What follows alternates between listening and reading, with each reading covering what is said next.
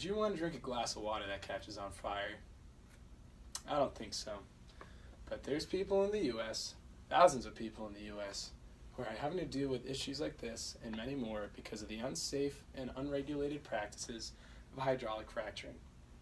Now, hydraulic fracturing, or fracking, is the technique of tapping unconventional oil sources by vertical and directional drilling, which are then injected with high-pressured water, sand, and hundreds of chemicals to crack open the ground and release these natural gases. Now, the Energy and Oil Administration is currently unregulated in many environmental pieces of legislation that are allowing them to be less safe in their work practices. This is causing groundwater to be infiltrated by chemicals, and they're not being held to the same standards that other businesses are. So, the problem all started when Dick Cheney pushed the Energy Policy Act of 2005 through Congress, which allowed the Energy and Oil Administration to be exempt from these environmental legislative pieces, such as the Clean Air Act, the Clean Water Act, the Clean Drinking Water Act, etc. Now, one of these things they're exempt from is including what kind of chemicals they are using in their practices. Some of these chemicals include ethylene oxide, nitritic acid, and phthalazine anhydride. Now you can see that I struggled saying the name a little bit with these chemicals. Well, back in 2008, when the leaders of the oil administration were brought before the Congress in a hearing, they had the same issue because they don't know what kind of chemicals they're putting in the ground either. Now, where the problem really begins is the number of individuals that are being affected by contaminated groundwater and the hydraulic fracturing practices.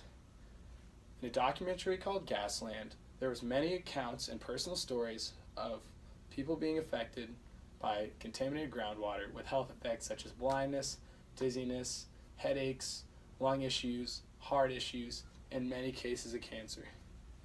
Now, in areas called red zones, which are highly concentrated drilling areas, lower class households and families are being taken advantage of. This is a good example of environmental injustice because these companies are coming to these lower class families with lots of land and saying, hey, we'll give you $4,000 or $5,000 an acre. Now, when they sign on to these agreements, these families are signing away their rights to speak out against the businesses with any health issues, any contaminated groundwater issues, which is unsafe and unfair to these families. Now, what we need to do to fix these issues is have better regulations of hydraulic fracturing and have higher standards of accountability for these businesses, because no one deserves to have unclean water and they shouldn't be silenced for having so. In a scientific magazine called Energy Magazine, it was concluded that greater stewardship, data, and legislation are required to ensure the sustainable future of shale gas extraction.